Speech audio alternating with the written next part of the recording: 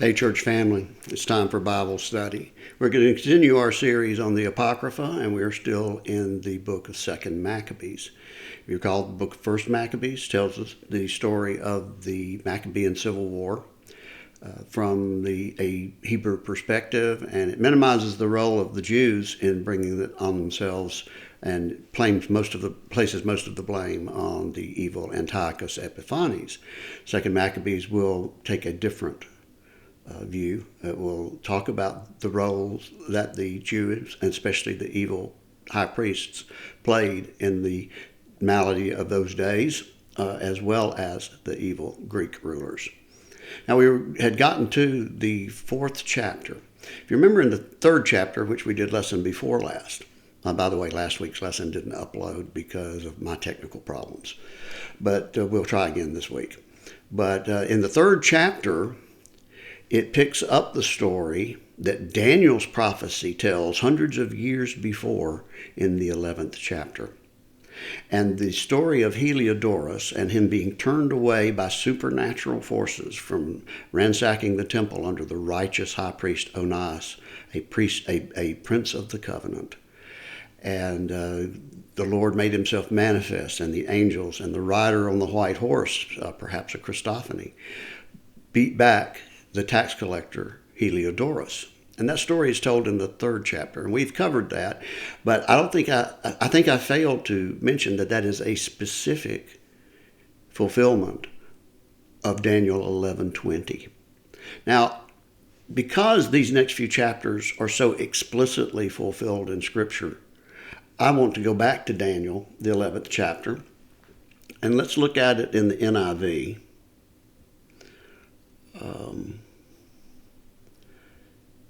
So this is the point at which Seleucus, the descendant of the original Seleucus, the original king of the north, has taken power, and he sent out Heliodorus after Simon, the evil administrator of the temple, had tipped Seleucus off to the riches of the temple and said they could be his. He sent Heliodorus, his tax collector. In Daniel 11:20, the story that we're about to study tonight is in the 4th chapter is the next lines in Daniel from that story. But if you don't think the story of Heliodorus is important, let's go to Daniel 11:20, and it talks about his successor. Now, here it's meant Seleucus, the grandson of Seleucus. It says, his successor will send out a tax collector to maintain the royal splendor, Heliodorus. In a few years, however, he will be destroyed, yet not in anger or battle.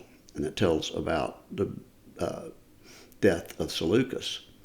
21, he will be succeeded by a contemptible person who has not yet been given the honor of royalty, Antiochus Epiphanes.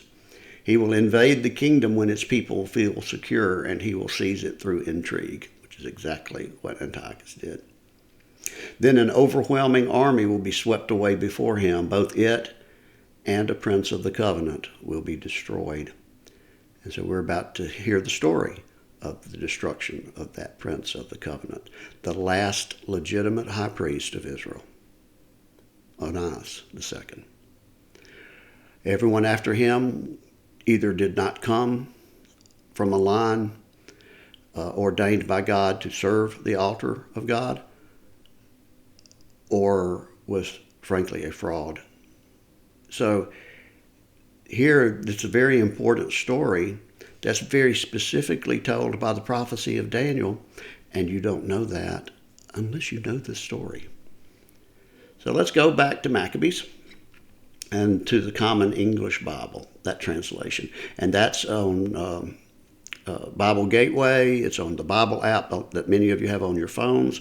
You can download the CEB, the Common English Bible, and you can find this portion of Scripture that used to be in your King James Bible. If you've got a British King James Bible, it's still in there today. You can go there and read it. So here, we will read the story told in the 11th chapter of Daniel. So let me go back to Maccabees and my resource here. If it will allow me. And go to the 4th chapter. Remember, the 3rd chapter told us the story of the tax collector, Heliodorus, and the divine intervention that saved the riches of the temple under Onias. So the 4th chapter picks back up with this character, Simon, the evil administrator of the temple, who is the arch enemy of the righteous high priest, Onias. So 4th chapter and 1st verse. It says, this Simon, who had informed about the wealth of the temple and acted as an informer against his native land, slandered Onias. He accused the latter of threatening Heliodorus and becoming a perpetrator of evil. He dared to label the benefactor of the city, the protector of his fellow citizens, and a passionate advocate for the laws of God as a traitor against the government. His hatred was so intense that one of Simon's men had even attempted to commit murders. Seeing the danger of the dispute, including how Menestheus' son, Apollonius, the governor of Syria and Phoenicia, encouraged Simon's evil, Onias went to the king. Not to accuse his fellow citizens, but to safeguard the public and private welfare of the people. He recognized that without royal attention, public affairs would not return to a peaceful state, and Simon would not cease from his madness. Now, after Seleucus died, and Antiochus, who was called Epiphanes, received the kingdom, you see the 22nd, 23rd verse here of Daniel 11.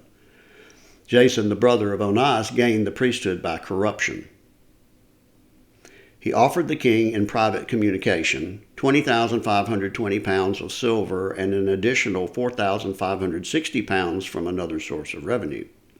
He also promised to pay another 8,550 pounds of silver if he were permitted to set up under his own authority a gymnasium and a place for training the young people and to enroll those living in Jerusalem as citizens of Antioch.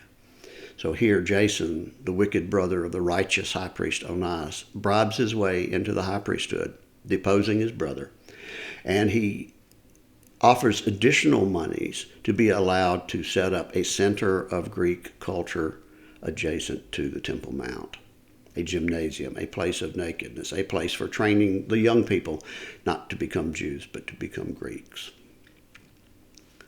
And not only that, for the citizens of Jerusalem to abandon the nation that God brought out of Egypt and back from Babylon and become Greek citizens.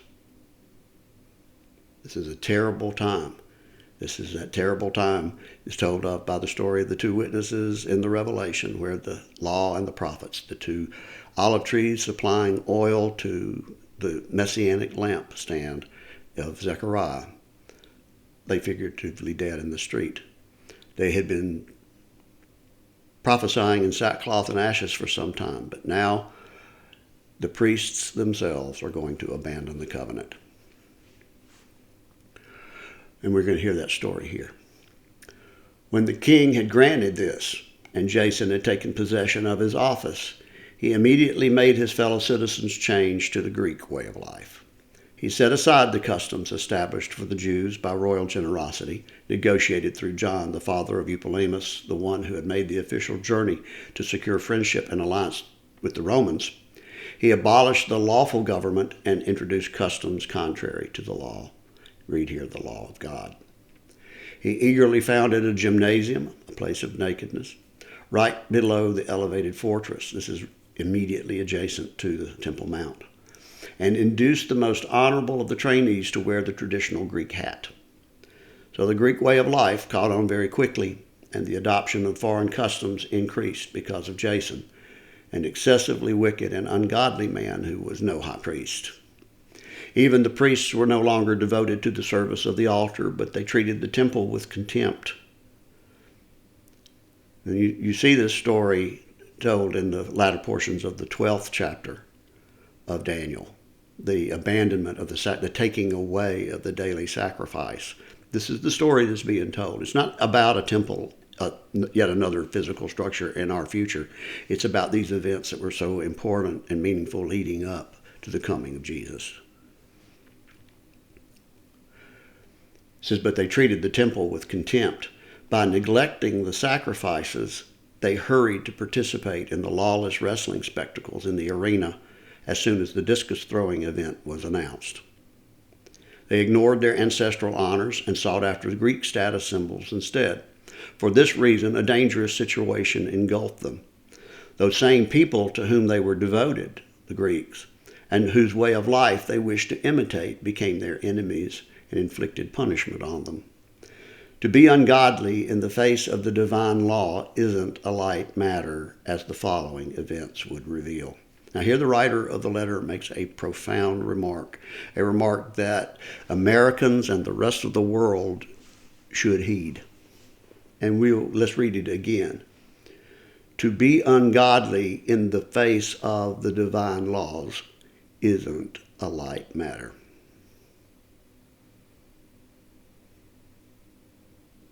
I'm letting that sink in on myself for a little bit. It's not a light matter at all to flaunt evil in the face of divine law.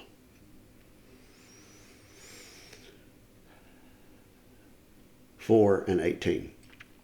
Once when the king was present at the athletic games they held every 5 years in Tyre, the evil high priest Jason sent residents of Jerusalem who were now citizens of Antioch as his envoys, carrying 300 silver drachman for the sacrifice to Hercules. Now, here's the high priest of Israel sending money to sacrifice to Hercules. Because it was inappropriate, the envoys didn't think it was right to use these funds for sacrifice. Instead, they applied the expense to something else. So although Jason designated this sum for a sacrifice to Hercules, the envoys spent it on equipping warships. Apparently, they could see what was coming. After Menestheus' son Apollonius was sent to Egypt for the coronation of Ptolemy Philometor as king, or Ptolemy II, Antiochus thought about his own security because he had received a report that the Egyptian king was hostile toward his government. So after sailing, this is more of the interactions between the king of the north and the kings of the south in Daniel. It says, so after sailing to Joppa, he came to Jerusalem. Jason, this wicked high priest, received him magnificently, and the people of the city welcomed him with torches and shouts. Then Antiochus took his army to Phoenicia. 3 years later, Jason sent Menelaus, the brother of the previously mentioned Simon, to bring funds to the king and settle the accounts of some urgent business matters. And when he was introduced to the king, he honored him with an air of authority and bought the high priesthood for himself, outbidding Jason by 17,100 pounds of silver. When he received the king's assent, he turned up holding no qualifications of the high priesthood, but instead displaying the temper of a cruel tyrant and the wrath of a savage beast.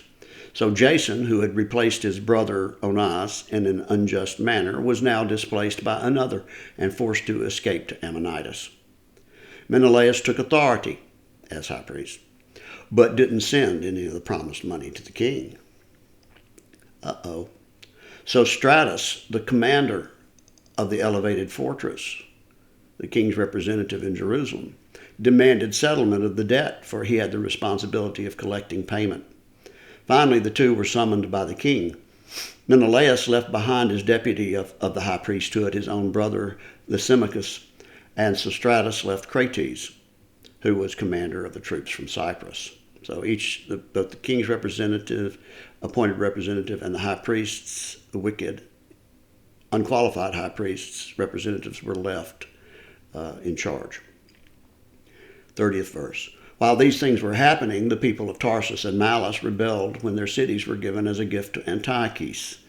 This is a feminine form of the name Antiochus, the king's secondary wife. The king swiftly set off to restore order to the situation, leaving Andronicus, one of his high-ranking officials, as his deputy. Menelaus recognized an opportunity, seized some of the temple's gold equipment, and gave them as a gift to Andronicus.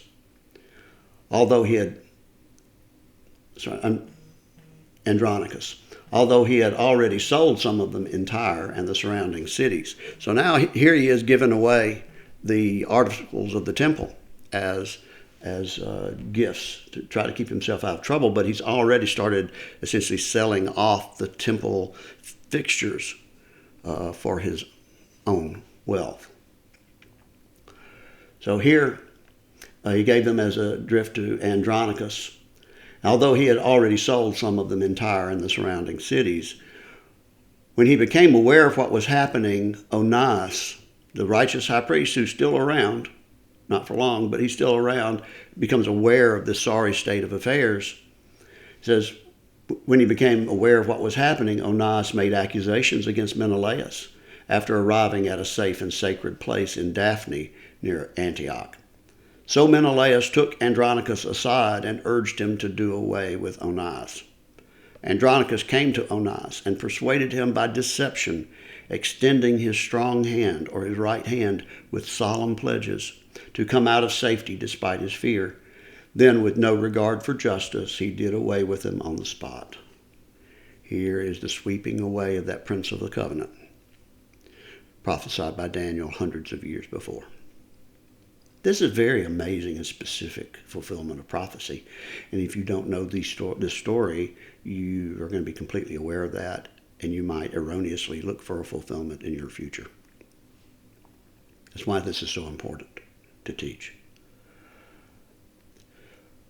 So Andronicus did away with Onias, the last legitimate high priest of Israel, on the spot. For this reason, not only Jews, but also many other people were grieved and angry over the wicked murder of this man. When the king had returned from the region of Cilicia, the Jews in the city and some Greeks, feeling hatred for the senseless killing of Onias, obtained an audience with him. Antiochus was deeply grieved, moved to pity and tears because of the modest behavior and good conduct of the dead man. Burning with anger, he immediately stripped off Andronicus's purple robe, tore off his clothes, and dragged him around the whole city to the place where he had wrongfully killed Onias. There he rid the world of the murderer, giving him the punishment he deserved from the Lord. With Menelaus' approval, Lysimachus committed many sacrilegious acts against the city. There was a report that he smuggled much of the temple's gold equipment abroad, so the populace gathered against Lysimachus. Because the crowds were aroused and furious, Lysimachus armed 3,000 men and incited cruel force under the leadership of a certain Uranus, a man as senseless as he was old. That's kind of a biting remark. Uranus, a man as senseless as he was old. And when the people saw Lysimachus' assault, they grabbed some stones and blocks of wood. Some even took handfuls of ashes, and they hurled these at Lysimachus' men, causing great confusion. In the end, they wounded many, killed some, and forced all of them to flee. They overpowered and killed the temple plunderer, Lysimachus, near the treasury. The people brought charges against Menelaus regarding these matters. And when the king arrived at Tyre, the council of elders sent 3 men to present the case before him. But Menelaus, without an ally, promised enough money to Ptolemy, Doramenes' son, to gain the king's support. This is not the Ptolemy, the king of the south. This is a common Greek name. So Ptolemy took the king aside to the royal porch area as though to get some fresh air. He convinced the king to change his mind. So Menelaus, the cause of all the evil, was allowed to leave court acquitted of all charges. But the wretched envoys, who would have been found innocent even if they had pleaded their case before Scythians, which were known for their injustice and cruelty, were falsely condemned to death. As a result, these men who had spoken, this is the intrigue and the bribery and all this Daniel speaks of. As a result, these men who had spoken in defense of the city, the people, and the temple equipment were abruptly subjected to an unjust penalty. For this reason, to show their hatred at such twisted justice, even the Tyrians gave generously so that the men could have an impressive funeral. But through the greed of those in power, Menelaus remained in office and persisted in evil as a great conspirator against the citizens. Now, I think we'll end here. That's a lot to digest. I would really strongly encourage you to go back and read Daniel 11:20 through 25, and see the prophetic basis for this story that now is being told in Second Maccabees in the third and fourth chapters. So it is just an amazing and specific. So that then knowing that it is so specifically being fulfilled, we see that the people of Jesus' time, reading the words that Daniel would say about his coming and all the events leading up to it, really had no excuse. But that's part of the point, isn't it? Nor does the world today have any excuse. Well, until next time, church family, take care.